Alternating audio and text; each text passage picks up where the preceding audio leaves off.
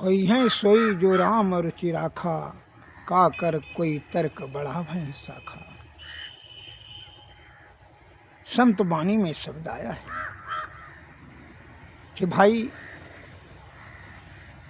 जो ईश्वर की कृपा होगी वही होगा, और आपका कर्म और भाग्य के अनुसार से ही फल की प्राप्ति होगी, इसमें जरा भी संशय नहीं है। और अज्ञानता के कारण से अगर यदि आप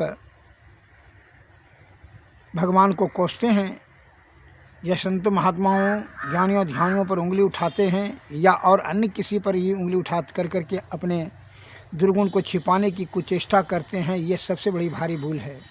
अपने सद्कार्य से शुद्धचित्त पवित्र आत्मा से परमार्थ का भाव रखते हुए कार्य करें, जो कि आपको सिद्धि प्राप्त होगी, इसमें जरा भी संशय नहीं है। और ईश्वर सदैव हमेशा अच्छाई करते हैं, लेकिन आपका मन बुरा हो जाता है तो उसी के अनुसार से आपको फल प्राप्त होता है। इसलिए मन को शुद्ध और पवित्र चित्त आत्मा से ही सद्कार्य करें, जो कि फल की प्राप्ति अच्छी होगी। एक बार राजा साहब बीरबल के साथ वन के रास्ते से कहीं जा रहे थे। राजा साहब का उंगली कट गया तो कहा देखिए उंगली हमारा कट गया। तो बीरबल ने कहा कि ठीके हुआ, जो करता है ईश्वर ठीके करता है। उनको क्रोध आ गया, नौकरी से बर्खास्त करके कहा कि भागो यहाँ से, हमारे पास हमारे अन्न खाता और हमारा निंदा करते, भगा दिया। अब संजोग से कुछ जंगल में कुछ दूर ही आगे बढ़े थे कि आदिवासी जो है पकड़ लिए उनको बलि देने के लिए।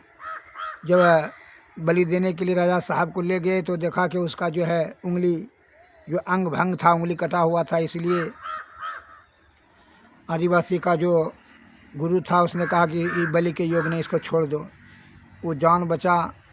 राजा साहब का तो बड़ी खुशी से वहाँ आया और बीरबल को याद किया कि वह जो कहा ठीके किया। बीरबल साहब आगे पास फिर बुलाने के लिए चलिए बीरबल साहब।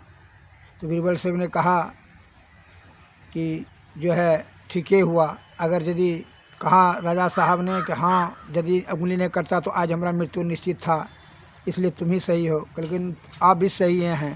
अगर हमको नौकरी से नहीं निकालते तो हमारा मृत्यु हो जाता, इसीलिए आप भी सही हैं। इसलिए ईश्वर जो भी कार्य करेंगे वो अच्छे ही करेंगे।